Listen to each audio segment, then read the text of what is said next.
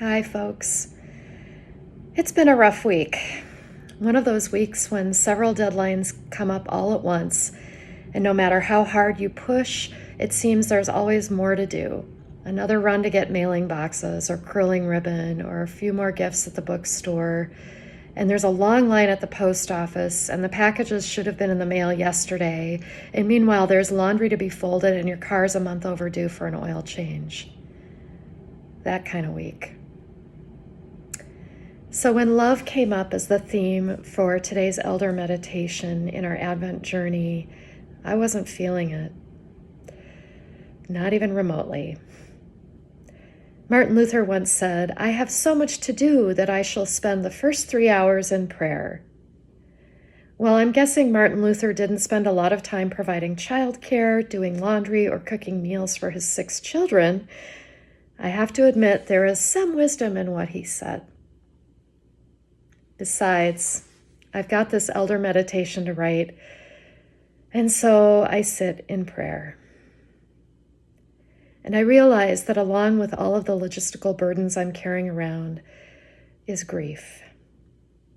For many of us, this season heightens losses we've experienced, whether recent ones or decades old.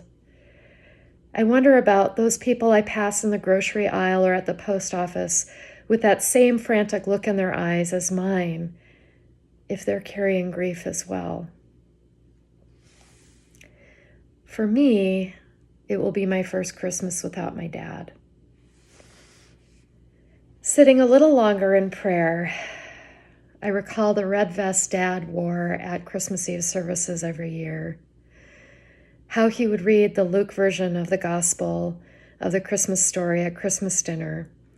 How he didn't hesitate to sing White Christmas along with Bing Crosby on the radio. I think of how very fortunate I was to witness my dad's recovery from addiction and codependency as I grew up. To see him transform from an angry, scary, unpredictable man to someone who could just as easily cry as talk about his journey with God. As a family, we had issues, for sure, but love always seemed to have the last word. 2 days before he died, Dad marveled once more at how we not only loved each other, but we liked each other too. And so then in my prayers, I find gratitude, or rather, gratitude finds me. And I know from years of spiritual practice that when gratitude finds me, everything changes. My half-empty cup begins to overflow. The hardness in my heart softens. Tears flow. Could that be love? Holy love, finding its way to me because I've stopped long enough to give her a chance to catch up. I've taken the log out of my eye, the cotton out of my ears, and realized that, as Rebecca likes to quote from Julian of Norwich, all shall be well, and all shall be well, and all manner of things shall be well. It's true because at the very foundation of our existence is love. Love is where we begin and end. Love has journeyed beside us throughout our lives, even in the hard times. And love runs ahead of us, calling us toward the kingdom of heaven. Love is so all-pervasive that I, look past her on a daily basis. Now my mind turns to Mary, and I'm reminded that love is a both and. It is both the warmth I feel when I think of my own life and something much, much bigger and fiercer and expansive and all-inclusive.